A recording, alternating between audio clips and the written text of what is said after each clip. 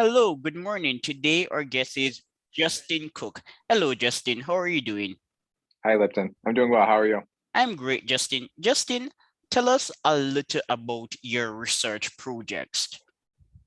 Yeah, so I think kind of the main theme of my research is about persistence. And the idea behind persistence is that so a lot of economic growth models kind of suggest that poorer countries should be catching up to richer countries in terms of like GDP per capita. But if you look at the data, that doesn't seem to be happening. The poorer countries tend to remain poor and richer countries tend to remain rich. And then I don't know if the gap's getting larger or smaller over time, but there's this kind of persistence. And the persistence kind of tacks back, centuries. So countries that were rich in like 1500, mostly Western European countries remain rich today. And so that begs the question is like, so why? Why do these countries have a head start in the acquisition of like acquiring material wealth? And why did they kind of persist in acquiring material wealth faster than other countries? And so what research tries to do is it looks at kind of historical events, historical advantages that maybe people in Western Europe and Eurasia tend to have relative to other populations. All right, Justin. I'm happy that you are informing the audience that the state of the world, well, not the world economy, but the state of the relationship across countries has been quite persistent. Yeah, Due to due to the emergence of sustained economic growth that first occurred in the 19th century, living standards have accelerated, and living standards have accelerated across the world. So Africa is now richer today than it was in 1700 or in 1800. The life expectancy in Africa is higher. Per capita incomes are higher. But what many economists are not telling us is that there is also a great divergence. So in 1700, most countries were relatively poor. In 2021, more countries are rich, but the countries that were poor in the pre-colonial era and the early colonial era, they have improved to some extent, but there's still a major gap between the frontier of development and these countries. yeah, It's, yeah, yeah, for sure, for it, sure. it's just like I was recently saying to a colleague that when you look at the data on living standards for Africa, in particularly Botswana, there was a point in history when the not I shouldn't say the quality of life, but life expectancy in Botswana was quite similar to life expectancy in Europe. And there's a paper by an economist. His name is Clan Runback. I need to get it's run. Okay, Yeah, he's from Europe, and he has a paper on the yeah, run back, and he has a paper on West Africa. He was comparing living standard in West Africa to other parts of the world, and he also argued that the gap was not quite great. But when you look at the data over the long term, going to 1900, the gap expands. So in 1700 and 1800, living standards across the world are similar. By 1900, the countries that have benefited from the Industrial Revolution, their living standards have surged ahead. yeah. So I mean, the the economy has gone through like these kind of major transitions over these time frames that we need to be kind of conscious of. So prior to the Industrial Revolution and the demographic transition, which happened around late 18th century, uh, there were these kind of Malthusian constraints that almost all countries, so whether or not you're in Europe, Asia, Africa, wherever, we're the economy worked through these kind of constraints in which additional resources were kind of channeled into more people. And so then incomes per capita would have been relatively constant across all geographic regions of the world, because again, any kind of gain and output would have just been channeled into more people. So output per person would have been kept relatively constant um, across the world, really. And again, there is certain variation within countries, like you had kings and you had peasants and these kind of things. But on average, incomes were relatively constant and flat for like the most part of human history, up until about like the 18th century, right when the Industrial Revolution started taking off.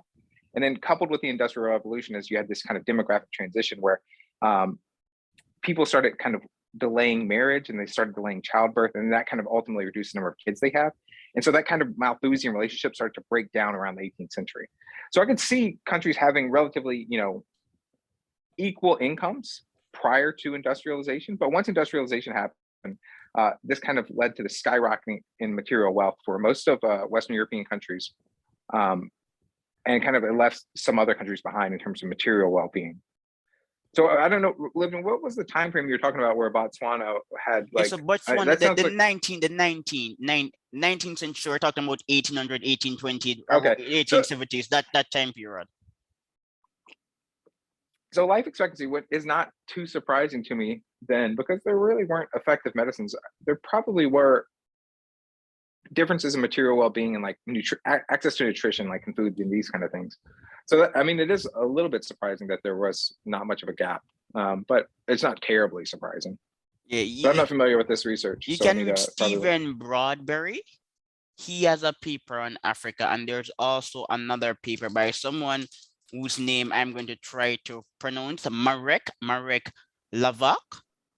Okay. Yeah, he also covered the topic. And for living standards in pre-colonial Africa, the paper is entitled Living Standards on the Pre-Colonial Gold Coast, a quantitative estimate of African laborers' welfare ratios by European economist Klaas Runback. Yeah, that sounds interesting. Yeah, I need to look more into this. Yeah. I mean, again, it's not. Now, I was just about to say that Klaas Runback is doing interesting work. But you can go ahead. Does he kind of get into the details about why that may be? Like, does he, like, are there income estimates around this time? Yeah, so like, so I read class papers on the slave trade, and for this paper, I read the abstract. I'm still trying to locate the PDF online. You know that sometimes researchers publish a piece and it's not free, but every now and then you're able to access it for free. So I'm still trying to see if I can access this paper for free. Yeah, I'll see. I should be able to get it through the university. Yeah, so maybe I'll send you a copy if I download. Yes, the European Review of Economic History, 2014. Okay, that's interesting. I'm wondering what mechanism he ascribes to that. I imagine he has some kind of income estimates. So Angus Madison has all this data on like income estimates going back, to like 1500 or so. But those are all like Western European countries, and so the sample selection is very problematic. And so I'm wondering if he can compare like the income in like, let's say, France to Botswana. That'd be interesting. But I don't know about this. It seems plausible though. I don't. It's a little bit surprising, but it's not like blowing my mind surprising. Like I can kind of get it. But then remember, new data is shaping our understanding of Africa. Africa during the pre-colonial era was relatively poor, but the income statistics, some of the estimates have been underestimated. There were states like the Asante Empire and the Dahomey Empire, and during the Common Era, Aksum was a great power. So today we have more data on Africa to comment on the quality of life and make assessments. Yeah, no, and again, so all countries, regardless of where they were operating under these Malthusian constraints. That is an assumption of economic growth, is that the Malthusian economy was pretty much the natural state of the world for like the longest amount of time, and that all countries were operating under this. And so, yeah, you had income inequality, you had kings, you had peasants, you had this kind of hierarchy within societies. But what kind of the Malthusian constraints apply is that there wasn't consistent economic growth and material wealth. So incomes per person stayed roughly the same since the dawn of civilization up until about the 18th century. Okay, so the fact that you're getting this these kind of equalized estimates around the 18th century isn't too surprising. Okay, because that's kind of when the takeoff point was for Western Europe, and it was kind of this twofold kind of issue where industrialization allowed capital to make many more goods. Kind of this big influx of capital allowed workers to make many like this huge amount of output relative per worker. And then you had the demographic transition, which was coupled with that, where people just stopped having as many kids. And so the kind of the mechanisms of the Malthusian economy broke down in the 18th century. And I think there's still some work being done on that. I don't. Ode Glores, I get some great transition papers, but essentially it's just that. Yeah. He's at Brown. He's got these kind of, models that kind of focus on the transitions out of the Malthusian economy into kind of more the industrialized economy. But just to kind of simplify it, the idea is twofold. It's just that we started making a ton more stuff just because we had these productive machines.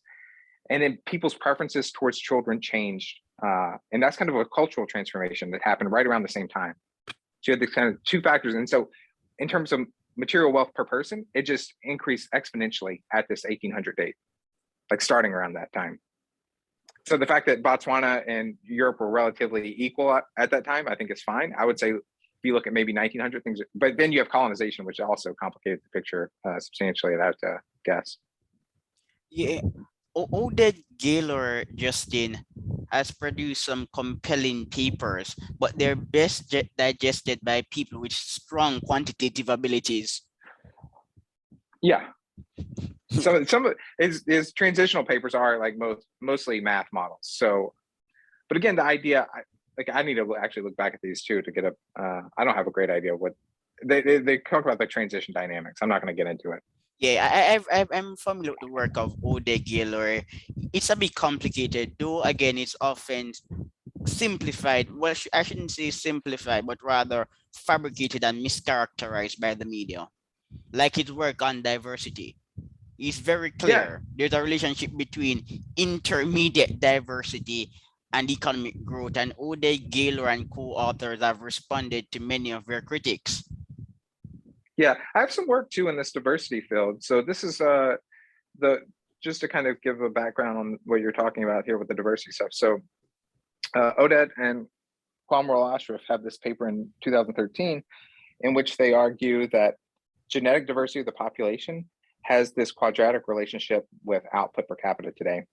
The idea there is that diversity, genetic diversity, correlates with like ethnic diversity, sexual diversity, these other kind of measures of diversity, in that it provides different perspectives. So if you have a population that is genetically diverse, that population is going to have basically a larger set of potential ideas, okay? And so since each person is somewhat different, they kind of approach the world differently and they kind of generate different ideas. And so that different ideas that they generate leads to a larger set of ideas. And some of those ideas are probably going to be good. And so those populations are going to be better off. The reason it has a quadratic relationship with output, that suggests that too much diversity is bad. And the thinking there is just that along the lines of ethnic diversity, there can be like conflict. If you have too many people that are too different, sometimes they can kind of lead to arguments and conflict and these kind of things, which can be a drag on economic growth and economic output.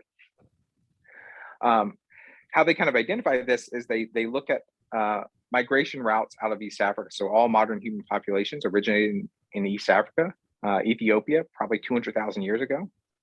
And then they kind of people slowly migrated out of Africa. And when they slowly migrated out of Africa, they had these serial founder effects. The idea there is that when a subset of the larger group leaves, they're taking a subset of the genetic diversity with them. So genetic diversity would decline along a linear path as you moved out of Africa, as people moved out of Africa. So people in Europe and kind of the Middle East have a high level of genetic diversity, but not as much genetic diversity as people in East Africa. People in East Asia have less genetic diversity than people in the Middle East. And just continuing along this line, people in the Americas, when people cross the Bering Strait, people in the Americas have the lowest amount of genetic diversity because they have the longest path out of East Africa. And so that's how they exploit these kind of migratory paths and the distance that a current population is from these migratory paths to estimate genetic diversity of the contemporary populations today. And so again, that's where that relationship comes in, where genetic diversity has this quadratic relationship with output. Myself and a co-author have some work where we examine genetic diversity within high schools. And we kind of build off this hypothesis by Glor and Ashraf by looking at whether or not students in more diverse high schools tend to be more open-minded. So again, the idea is that diversity just kind of exposes you to more ideas. And so if you're a high school student, you get exposed to these different people, different ideas. And so we do find evidence that people that went to more diverse high schools tend to have more openness to new ideas. They tend to be a little bit more extroverted too. And they also tend to have higher years of schooling and more education. So it kind of follows along, like there are these beneficial effects from diversity, mostly through the idea that it's exposure to different people with different ideas. I agree with you, C.Justin Cook. The data you just referred to is frequently cited. So I'm familiar with that paper. I didn't read it, but it's a popular paper. Justin, I don't believe that the diversity literature is actually conflictual because I've surveyed it quite closely. Apparently, it seems that there's a positive relationship between diversity and economic growth when people cooperate. If Yeah. people are unable to cooperate, this is when diversity will begin to pose a challenge. Yes. No, 100%. I think you're exactly right with that. And so the argument is that, institutions like so good governance, like a good rule of law, can kind of maybe circumvent these harmful effects of diversity if they are present. Another argument could be, you can have cultural constraints on the harmful effects of diversity. So if we're all, like, if you have a super diverse population, but we're all belong to some kind of religion, and that religion states that we need to be fair to everyone, you could have people that have different ideas that you don't agree with, but you could have some kind of structure imposed on top of you where you don't feel the need to have conflict or arguments or like fighting, these kind of things. So the problems that the diversity literature kind of shows is just like, if you have a large number of people, different ideas, different kind of thoughts, that may lead to conflict. But you can have mediating factors that kind of prevent that conflict. Institutions, religion, other kind of things, other kind of like forces that are imposed upon them, where those negative effects of diversity can be easily mediated, can be easily kind of gotten rid of. And then you have the long lasting kind of beneficial effects of diversity, which are different people have different ideas. That increases the set of ideas available to society. And then using those ideas, they can be kind of channeled into innovation and kind of productivity. The diversity is problematic when it makes it difficult for society to solve collective action problems. And this is one of the reasons why political leadership is so crucial. If you're governing a diverse country, it is the leader's responsibility to ensure that people respect each other. Even if you're not going to create a multicultural society, create a plural society where different cultural groups respect each other, even when they're not friends. So Singapore is a good example because of the leadership of Lee Kuan Yew, although many characterize him as a dictator. Yeah, I'm not going to speak to democracy or autocracy in regards to the diversity stuff. Again, if you have a unifying leader and I would say that if public goods are shared fairly across all individuals, or like based upon some kind of, weight of the population or some other kind of metric that's perceived as fair, then the harms of diversity can be overcome. And those harms, again, are fairly simplistic in that people may disagree and they may kind of fall back onto some kind of background characteristics to divide themselves. And then they'll kind of, be angry. But I think these things are easily overcome. And a strong rule of law, a fair rule of law, or some kind of other kind of cultural practices can alleviate these problems. Like America, there are studies showing that America has succeeded at assimilating immigrants. Many of these studies were done in the 21st century. Some of them are earlier, but I won't comment on the issue for this conversation, but based on the present political trajectory of America, I am unsure that going forward diversity will be a positive. I'm unsure based on the political tensions in America today. Yeah, political tensions in America are, tricky. I get what you're saying. I don't know if that's the case. I bet if you look across America, I would say the most diverse states in America are the ones that are doing the best. So we think like California, Texas, they're heavily diverse states. They have completely different political philosophies, but both are very successful in terms of what they do.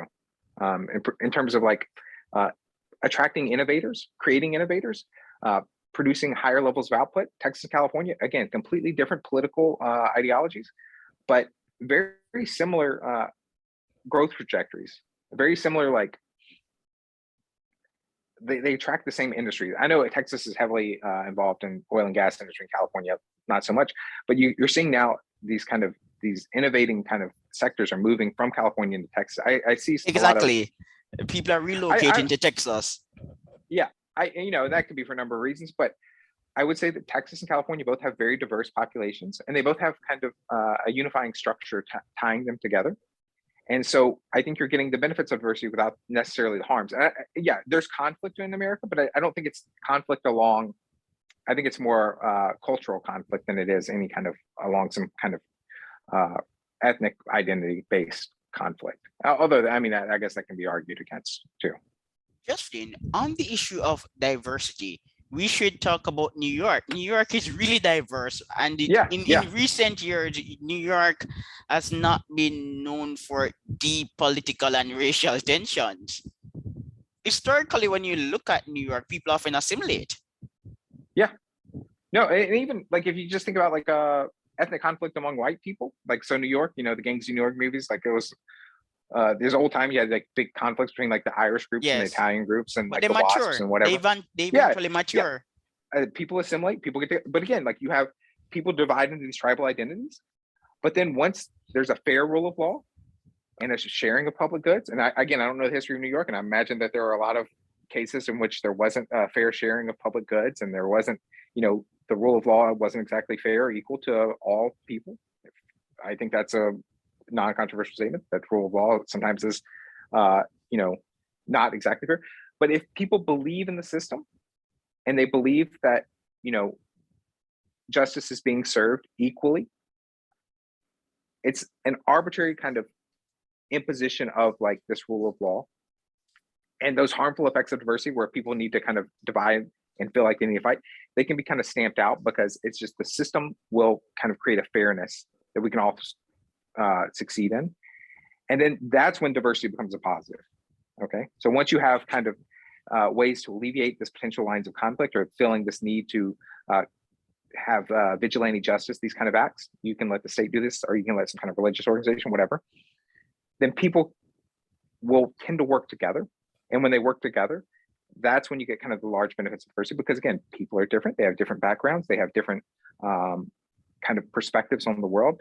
And those kind of lead to different ideas, and you enlarge in the idea set. And when you enlarge in the idea set, it's possible that you get these kind of innovations and gains to productivity that you wouldn't get otherwise. When will tensions driven by diversity eventually peter out? Based on history, we should be able to identify pattern. At one point in American history, there was serious tension between Protestants and Catholics. And I've seen many quantitative studies on diversity. And I think that it is time for some qualitative studies looking at the ebb and flow of tensions in the United States. Yeah, it's a good question. I don't know.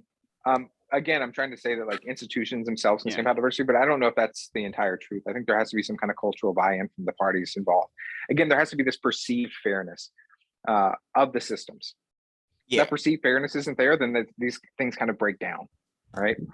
So if we don't trust the justice system to be fair and, you know, to be blind in terms of allocating justice, then people feel they need to take actions in their own hands, and people make mistakes, much more so than, you know, going by like a jury of your peers and these kind of slow actions of judicial process.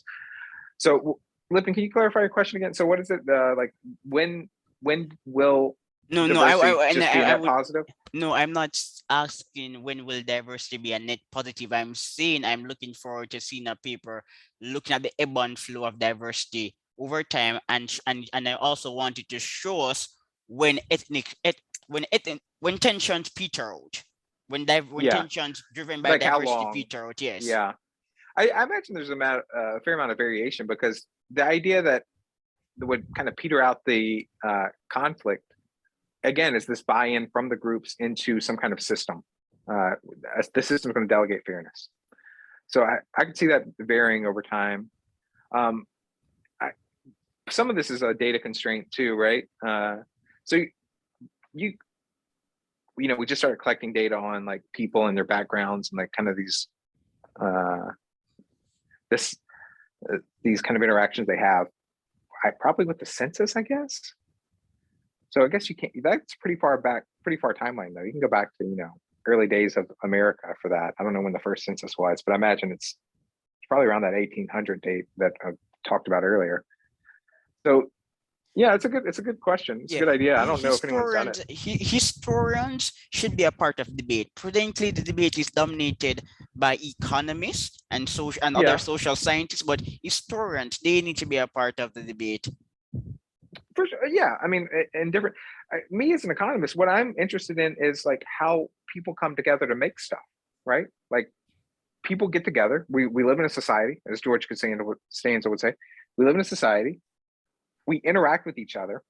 We have colleagues at work. We have systems that we involve in. Like you take public transit. There's forming lines, dealing any kind of commerce activity. There are these kind of tacit rules that we all need to be aware of, and it just those kind of interactions, these kind of very small day-to-day interactions that can lead to potential conflict, but can also lead to like very efficient systems and where the amount of stuff that we each get to consume can increase just based upon these kind of efficiencies that we gain, whether it be through like forming a line or just like interacting with a colleague at work to kind of solve a problem, something like that. My thought is that most of these interactions are very small and minuscule, but they can have, what's the word I'm looking for? Aggregate effects, where they kind of come together and they kind of generate these kind of big gains. Again, so the idea behind diversity, the beneficial effects are just that you increase the idea set. You have more people, more ideas, and ultimately those ideas are translated into how we convert capital and labor into output. So yeah, I think that these are kind of smaller things, but Yes. yeah. We're like with Steve, like we think about like the great big innovators, like where do they get their ideas from? And again, the ideas come from living and interacting in this society, right?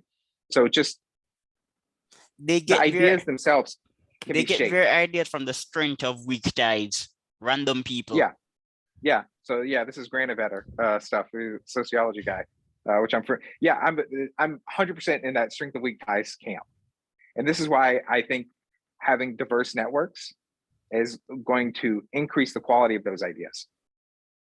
So that my whole argument again for diversity is tied to Granovetter's the strength of weak ties. So yeah. It's just like this show, Justin, the very diverse network. I've interviewed many economists. I have a degree in history and international relations, but because of my historical and philosophical perspective, I'm able to add a novel perspective. Yeah, no, Because I agree. economists, some of them take culture seriously, but many of them do not. And there are still economists who laugh at institutions. But when you're speaking to someone from history, we're more interested in the long-term development of society and how institutions change across centuries or even the millennia. So when you're speaking Yeah, to historians, we're going to talk more about culture and religion, the family, more personal issues.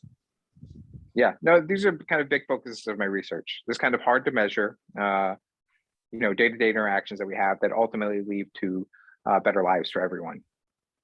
But back to the deep roots of development. This is a topic that I really like. Yeah, Persistence. This is now a current point of conversation in economists. I'm sure you're familiar with the work of James B. Ang. He has a hmm really fascinating data on wheat versus rice culture and on the relationship between ancient institutions and modern income and financial quality today. Justin, some years ago, you wrote a paper with your co-authors in response to a paper produced by James Robinson and Darren Asimungla. I interviewed James Robinson and it's titled Persistence of Fortune, Accounting for Population Movements. There was no post-Columbian reversal. Shed some light on your findings. yeah. So this paper was co-authored with Louis Putterman and my advisor Arindam Chanda. The idea behind that paper is, well, let me first define what the reversal of fortunes is. So the reversal of fortunes is this idea by Acemoglu and Robinson, in which they argue that pre-colonial state capacity, so before Europe kind of colonized the rest of the world, the state capacity was easily co-opted by European influences. And once it was co-opted, then it was easier for the European powers to extract resources from these countries.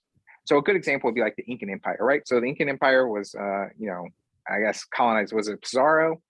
Lipton, you're the historian. So Yeah, Pizarro or comes not yet. in. Pizarro and the Incans and the Aztecs. We studied them at the Yeah, same time in history. yeah. So okay, they had this like they were a big civilization right at the time of colonization. They had this state structure, so they had bureaucrats, they had tax collectors, they had all these things that you need. So the Europeans come in, they basically take over from the top, and they use those bureaucrats to use the state capacity to get resources out of Peru and Chile and Colombia or wherever the Incan Empire was, right? That's the idea. So Acemoglu and Johnson said, okay, so prior to colonization, states that were more developed are going to be poor today because European colonizers used those states to extract resources and gave these places very bad institutions, extractive type institutions, right?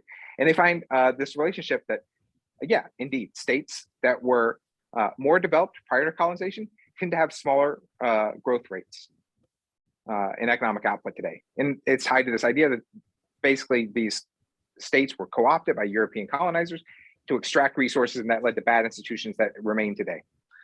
So what my paper with Lewis and Rindham does is it said, one thing that Acemoglu and Robinson aren't accounting for is the fact that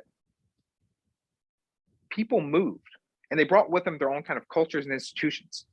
So if there was a big, heavy state in a place like the Incan Empire, then European settlers weren't going to move into these areas, right? And if European settlers didn't move into these areas, they weren't going to bring their pre-existing cultures and institutions with them, okay? But places like America, and, or the United States and Canada, and I guess Argentina to some extent, were a little bit more empty. And so European settlers moved in. And when the European settlers moved in, they brought with them kind of their pre-existing cultures and institutions. And so this led to this kind of favorable state, like in the US and Canada, where these empty areas had now good institutions, good cultures for making stuff, okay? So the failure to count for the movements of populations misses this potential channel where maybe it's not that the previous Incan Empire was poor due to this kind of takeover of state capacity. Maybe it's poor because the negative institutions were imposed, but the pre-existing state actually prevented the influx of settlers that other areas got. Okay, is that? Yes, I agree with Is you it? 150%. So I'm actually a big critic of the reversal of fortune thesis. And let me tell you why. The state is naturally extractive. Prior to interactions with Europeans, the Aztecs presided over an extractive empire. And the Incas were no different. You can read people like Francis Burdon, Thomas Patterson, and many other scholars. The Americas, this region, it is naturally extractive. Without colonialism, the Aztecs would have ended up like Portugal or Spain, the original extractive empires in Europe. Extraction does not induce mass-based flourishing. Yes. But so that's my response. The question would be though, I mean, so if higher organized states are going to be always extractive, then you would expect you'd have persistent extractive institutions in Europe and Asia as well. And it seems like they kind of get over these hurdles. Does that make sense? It's just like, okay, so if state capacity is bad, like pre-existing state capacity is bad, that they extract resources, then we'd expect areas with longer state histories to be worse off today. And there is some evidence for this too, actually. This is actually the case according to your co-author Potterman, but there's a stronger relationship between intermediate state history and modern income, but older states tend to be poorer. Yeah, so Nippo Lagerlof and Louis Potterman and Alla Olson, and I think it's Borchan, they argue this too. So basically they use like the very old states. So these are like the BC states. So like Egypt and most of them in the Middle Eastern areas. Yeah, the idea there is that these states are inherently extractive. Newer states that develop after the development of like Egypt and the Middle East, could see kind of, they were innovative in a way that they were allocating public goods in a fair way. And so there's this kind of learning by doing, and there's this kind of just general growth. And again, I would recommend trying to have Nipa Lagerlof on because I I think interviewed it's him his already. theory. I Oh, you interviewed did? Okay, him, good. and I interviewed Ola Olson too. Okay, great. Yeah, yeah. They would be much more able to speak on these things. But yeah, so the idea was that newer states that not as old, the states that didn't develop in like 3000 BC, but maybe developed in like, I don't know, 1080 or whatever, would be a little bit fairer in terms of public good distribution and less involved in like just simply taxing the peasants and getting as much material wealth for the king and the capital as possible. I don't know. I think that I don't know how I feel about that, honestly. I feel like the data fits too cleanly because the Middle East and Egypt tend to be poor today, and those were the areas where the initial civilizations began. I don't know if I question whether or not the negative channel is actually negative. So I'm doing something else too, Lipton. I'll plug another paper of mine, a new paper.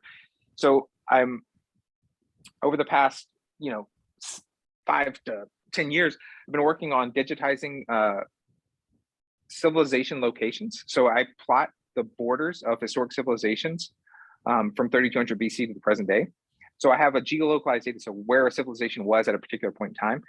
There's a big kind of critique in the persistence literature that we use contemporary borders, although contemporary borders are relatively recent. They've developed in, what are post 1900, kind of post World War One. So the use of contemporary borders isn't ideal. So I developed this project to kind of map out where civilizations were and kind of, the borders may not be 100% accurate, but I think they're like 90% accurate. They're good enough. And one thing I do is I create state history scores for a gridded out world. So I just create these kind of fishnet grids of like all landmass across the world. And then I look at how long a particular cell in this grid has been exposed to a civilization.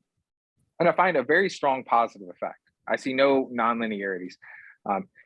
People and output are still aggregating in the places that they always have. All right. People and output are being produced in the places where people have always lived. There's a strong persistence in where populations live and where they have always lived, where according to like this kind of civilization structure. So I think that the negative effects of civilization, these kind of prolonged, overly extractive institutions that you see in like Egypt and the Middle East may be a little, I don't know. It's too coincidental, I think. But I would leave that to I Hala like and this Lewis. alley of research. I really like it, and I think that you should refine it a bit to create a score for CH, civilizational history. Civilizational history is a different proxy. It's quite different from state history. I want to see a proxy for civilizational history and modern development, and I also want to see a study looking at the nexus between receptivity to foreign technologies in the pre-colonial era and modern innovation. Are states that were more inclined to appropriate foreign technologies in the pre-colonial era, are these states more innovative today? I mean, I can look at that. Yes, and especially for Africa, like places like the Fanti people and the Asante Empire. Mm-hmm. I think this is an interesting area of research. Now, Justin, we're going to talk about your major paper, the real reason why you're on the show. This paper is about lactase persistence, the role of lactase persistence in pre-colonial development. What is lactase persistence, Justin? Oh, it's just lactose tolerance. So lactose is this sugar in milk that not everyone can digest. I'm sure a lot of people have familiarity with being lactose tolerant, lactose intolerant. I guess the more official term for lactose tolerant is lactase persistence. So lactase is an enzyme in your gut that breaks down lactose, and not everyone has this enzyme. So that's why you have these kind of this variation in lactose tolerance across people and across the world. So lactase persistence is just another way of saying lactose tolerant. All right. And Justin, why was milk so important during the pre-colonial era? Is it because milk is correlated with productivity and better nutrition, and the stronger groups were able to better design themselves, and as such, Europeans were the pioneers in modern colonialism. Is this the channel? I don't. Yeah, the first part is the channel, right? So it's just the idea is that if you can drink milk, then you're extracting more resources from like a set herd of cattle. So if you have a herd of cattle, you can just eat their meat or whatever, use their labor. But if you can drink milk, you can get this kind of additional resource as well. To your second point about whether or not it was like this conscious effort to develop lactase persistence, I don't think that was the case. I think it's just kind of a happenstance thing. It's just that it's a coevolution. Some people they had to have dairy, they had to have milkable animals, and they had to have like sufficient quantities of this gene. And then once they had this gene and these animals, there was strong evolutionary pressures. So lactose tolerance is one of the case, like it's the textbook example of modern forms of evolution, right? So it provided a strong advantage that you're able to kind of extract this resources that others couldn't. And so what you see is a strong selection around the lactase persistence gene. Okay, it was very favorable to survival, and so it kind of rapidly increased throughout the populations. But again, like it's a happenstance kind of thing. It's just some people didn't have exposure to dairy, so they would never have developed this gene in large quantities. And when I say people, I'm talking about like a group of people here. Well, Justin, I was actually contending that people who were able to digest lactase, they benefited from doing so because they were physiologically more suited to conquer other territories. I wasn't arguing that there was a design to become lactase tolerant. Yeah, 100%. Just the simple of it. There's three main arguments making that paper. There's a quantity argument. So again, like you have the set herd of cattle. Now you're getting an additional resource. So the quantity of calories is going to go up. And again, we're in a Malthusian economy at this time. So if you have more calories, you generally have more people. And how you measure wealth historically is just by the population, because everything's in this Malthusian kind of constraint that resources like milk are going to just be channeled into people. The second and third arguments for the benefits of milk are going to be, one, milk is high in proteins and fats. So there's kind of this qualitative benefit to diet. And I find that milk kind of complements cereal crops and like potatoes really well. It provides vitamins and nutrients that typically aren't present in other kind of crops. The third argument is going to be a little bit weird. And the thinking behind this is that you can increase population size by having milk because it's an easy substitute for mother's milk. So women tend to be infertile during the lactation period. And so if you have this, clearly obvious substitute where women can give cow's milk instead of their own milk, then it kind of could shorten the lactation period for the mother. And if it shortens the lactation period for the mother, then she's able to have more children over a lifespan. Okay, so she has less bouts of these infertility periods. And so women in milking cultures could have potentially more kids through this kind of channel of like, there's just an easy substitute from mother's milk to cow's milk. And so then the total amount of infertility periods that a mother would experience over a lifetime would be shrunk down, and she'd have more fertility periods. She'd produce more kids. It's just kind of a pure mechanical thing. But again, the currency of in the past, like how we measure like GDP per capita in the past, is through population sizes because of the Malthusian constraints. All resources are going to be just simply channeled into more people. Justin, are you missing the most important plank in the debate? As you wrote some time ago, in a sense, dairying represents a technological innovation in which available resources, that is land and domestic animals, were used in a novel way to increase output. Dairy farming led to capital-intensive agriculture. Important point.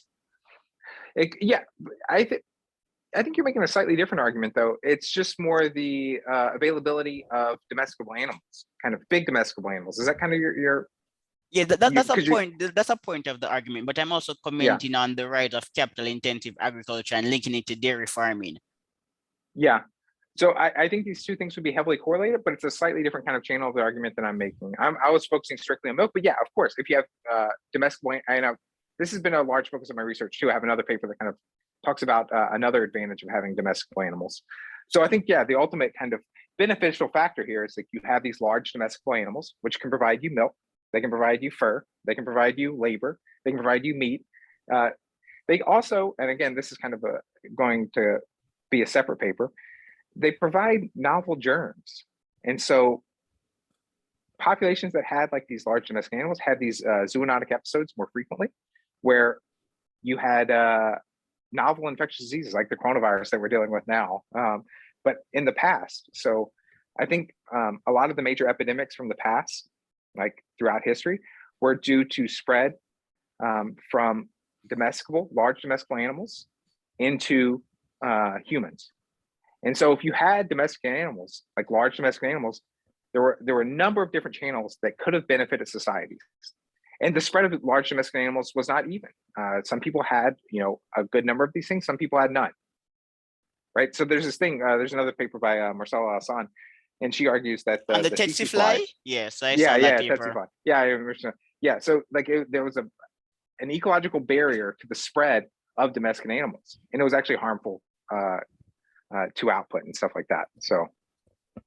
Yeah, and the tsetse fly and diseases more broadly in Africa negatively correlate with financial development. Yeah. So again, like the thrust of that is just like large domestic animals are kind of important for development, or they were historically. Maybe not so much now. But yeah, I'm kind of picking up threads off that. Yeah, because you're in the mood to do more research, there is immense data on the transmissibility of cultural traits and institutions, but I'm yet to see a paper lucidly making the argument that one of the reasons for the endurance of persistence is because countries that got an edge in the pre-colonial era, this is the period we're usually referring to, countries that got an edge during that era, over time, they would have appropriated a wider variety of relevant skills and institutions. They developed know-how. So is this a channel? Wait, can you give me the point again here? Yeah, so I'm saying, I'm wondering if the endurance of persistence I'm wondering if persistence is due to long-term accumulation of skills and institutional exposure. So if in 17 or 1800 you built a university, in 2021 your universities are going to be more successful because over time you'd have developed a greater level of expertise. It's a good question. I think historically, you've seen this accumulation of factors where countries that were better off in 1700 or whatever are better off today. I don't think it has to be that way. I mean, so it's just like a growth. It's just change, right? So it could be the case that, you do acquire these kind of tacit kind of skills, I guess, in governance. But it could also be the case that, you lose some of these things as well. I don't know why. I think empirically what you see is that there is this persistence, but the persistence could have been just an initial advantage, like you're saying, without any growth. Like, so just like, let's say the US Constitution was written in 1780, whatever, right? The Constitution is like a document that kind of lays out like rights and stuff like that. And so if we hold firm to that, like nothing's really changing in terms of, governance or structure or like power of the United States. So you had a good set of laws. We use this good set of laws, with caveats. And it's not really so much that the laws or the rule of law in the United States is changing much. I don't think that example really holds up, because there's been so many changes to the Constitution and like so many advances.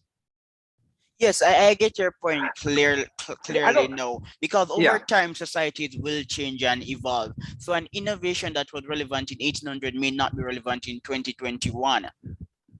But I don't know if institutions have to get better. Like that's kind of my argument I'm making. Oh, you don't have empirically to have like, and I don't know whether or not the starting point of the institution is going to lead to better institutions later on.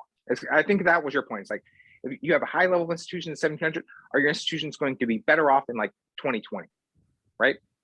That's a part of the point. But you made an interesting point, because I'm thinking about it right now. Innovations are always evolving, and institutions that are relevant in 1800 may not be relevant in 2021. So what we're basically discovering in this interview is that we're still we're yet to identify the channels that are being employed by institutions to produce growth? I think those are pretty This is broad also what ones. I'm getting. This is what I know. I'm getting. I would, I think that we have a pretty good idea of what institutions are actually good for growth. Strong and fair rule of law. Yeah, those are the A obvious lack of corruption. points. Yeah, but I think that that's like 90% of it. I think if you do these kind of big things right, then ultimately you're going to like have an economy that can thrive. So But should we aim for institutions that are always flexible and responsive to relevant change? How do we get them to operate under this dynamic? I don't know. I Exactly don't my like. point. We don't know we Yeah, don't know this answer. yeah. So No, look at I America, think for that these example. are marginal effects, though. I think I think there are big things that institutions need to do, and I think if they do those things, then like that's like 90% of the way. Look at And I America. think yeah. For Go example, ahead, make I your point. tell people that irrespective of the person in the White House, the American economy will do well. Similar data for the British. Irrespective of the party in power, Britain will do well. When a country gets their institutions to perform at a high level, they really recede. So how do Yes. we get other countries to create similar institutions? This is still a question that puzzles policymakers, and Yeah. I'm looking at it That I from the don't know. position of a policy executive. Yeah. That I don't know. I think this is going to tie back into the cultures of the population. I think you need broad cultural buy-in from the constituents, the people that are going to be governed. So Justin, And that, before we wrap up, yeah, after leaving the show, which one of my challenges are you going to study? I'm curious about that Botswana thing that you mentioned earlier on, the Yeah, Klaus the Rembach Africans paper. and the Yeah. receptivity. Yeah, I mentioned the Asante Empire, and you can look at the I'm Fanti just people curious about too. like the mechanisms behind that. And I I want to see the arguments being made. No, but your point, your last point about like what causes good institutions to develop is something that I'm curious in. And I've kind of taken an easy answer where I just say, oh, well, it just states that have always existed tend to be a little bit better, excluding the Middle East and Egypt, Northern Africa, Well, there's those an areas. easy answer, Justin. I'm sure you're also familiar with literature on individualism, and this is one of the answers Mm-hmm. that individualism is a reason for institutional quality. But I think that there could be something deeper at play. Yeah, I mean, I think individualism matters, but I don't know if it's necessary for the development of quality institutions in which there is kind of buy-in by the public and institutions that are kind of fair. So I don't, yeah, I think it's something that, well, like, another kind of point, just kind of going off this tangent. So we had the Arab Spring over the past like 10 years, right? So a lot of countries around the Mediterranean, right? They overthrew their dictators and like, okay, there was some question about like where is going to reign in the new era of democracy, and that turns out like doesn't look to be the case. So why wasn't that the case, right? So we had all these people overthrowing these autocrats, hopefully with the idea of kind of changing their country's institutions for the better, right? So we have these corrupt autocrats, let's get rid of them. Let's get a more democratically elected government that will be more responsive to the constituents and more kind of fair in kind of the distribution of public goods and less corrupt. And it doesn't appear that was the case at all. Like that didn't happen. And I don't know why that didn't happen. And it's something that I think about and I don't have good answers. And I think a large part of it is just due to my own ignorance. I don't know anything about these regions. I know very little. But it's interesting to me that these huge kind of efforts went into getting rid of these dictators and they were just replaced by another dictator, An explanation is that there was a gap in civil society. Places with a higher level of civil capital, they are usually more receptive to reform. But what's really shocking is that monarchies, they endure in the Middle East, and I've seen quite a bit of studies on the topic. Yeah, no, it's weird. No, it was when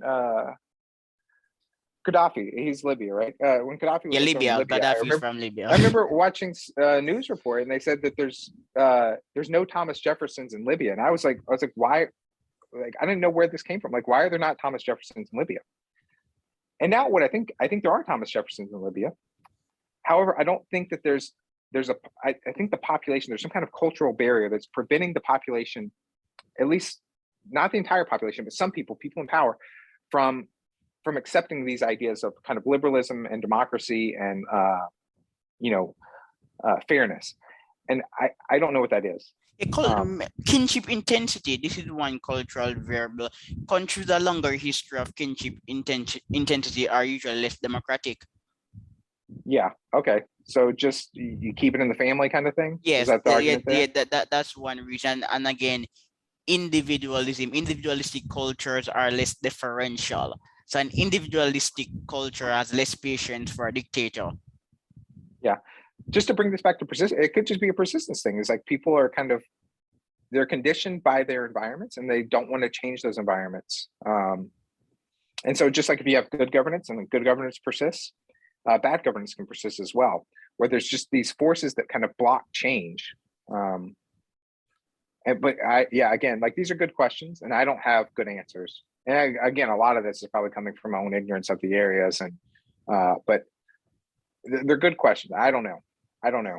It's something I think about, but like very kind of loosely and not very actionable kind of ways. So you should think about it in an actionable sense by producing a paper.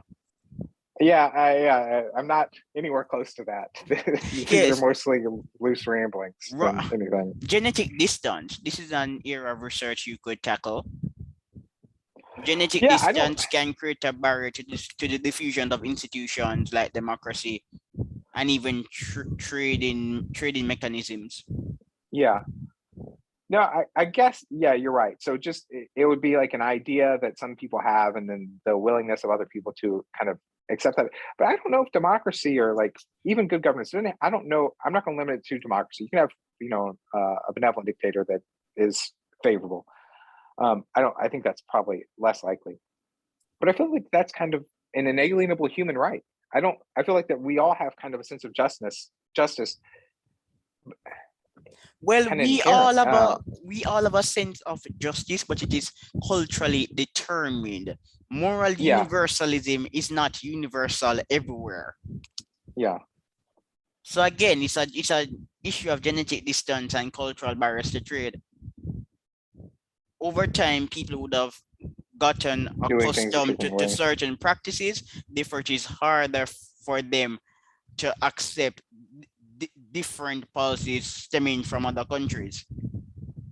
Culture can create a barrier that negatively affects the diffusion of institutions and innovations. Yeah. Yeah, you're right. I think this is an area of research people need to take more seriously. Yeah, I think it's growing. It is growing. It is growing, but again, Justin, as I said to you in private, and as I also said to you earlier, we don't really have enough serious people in the media who can dispassionately assess these studies. They have to make a story about race or white nationalism. Yeah, no, I think that's the problem. They have to politicize it. It can't just be an economic issue. Yeah, the media is more sensational than is helpful, probably.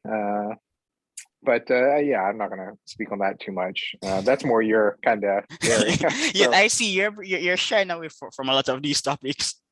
Yeah. But you may go ahead, Justin. I think you're making good points here. I hope to kind of look at these things again. I'm kind of moving into an area where I'm thinking about institutions a little bit more than I have in the past. Again, my thoughts on this are very loose at the present moment. I need to read more. I need to think more. I need to kind of, hopefully kind of, crystallize a hypothesis here, which as of right now, I don't have. I think that all these things kind of blend together. Do you know why you're going to produce superb studies, Justin? Because of your epistemic humility. Oh, okay. Yeah. Yes. You admit that you're not a historian, so you're going to look at the data more carefully. Yeah. I guess that I was thinking more in selfish terms, just because I don't feel good on my footing with a lot of this stuff. But I'm hopeful that I will produce a good study. I'm not. I feel somewhat confident that I've done it multiple times in the past. So, but as of now, I'm at a very loose stage in kind of my thoughts on institutions, and I kind of lean on Asimoglu's stuff. I think he's doing like a fantastic job in a lot of this, and I would probably use his current kind of set of papers, which there's a ton of them, Yes. as kind of a springboard to some of my thoughts on the subject going And you can forward. also read Melissa Dell. Yeah. Dell, she has Yeah, a she's good fantastic paper. too. And Jan Lucien van Zanden and Deidre McCloskey. Deidre McCloskey is a big critic of the institutional school. But I don't know if I'm so much a critic, but I would say she's a critic. I would say her analyses are in depth and a bit old in the sense that she's often recovering forgotten data. She has a new paper on institutions. I'm yet to read it and I don't remember the title, but I'm going to look it up. Yeah, I'll look at this too. I'm familiar with McCloskey, but I haven't looked at this. But it was a pleasure speaking to you, Justin. But unfortunately, I have to go. I have to go, Justin.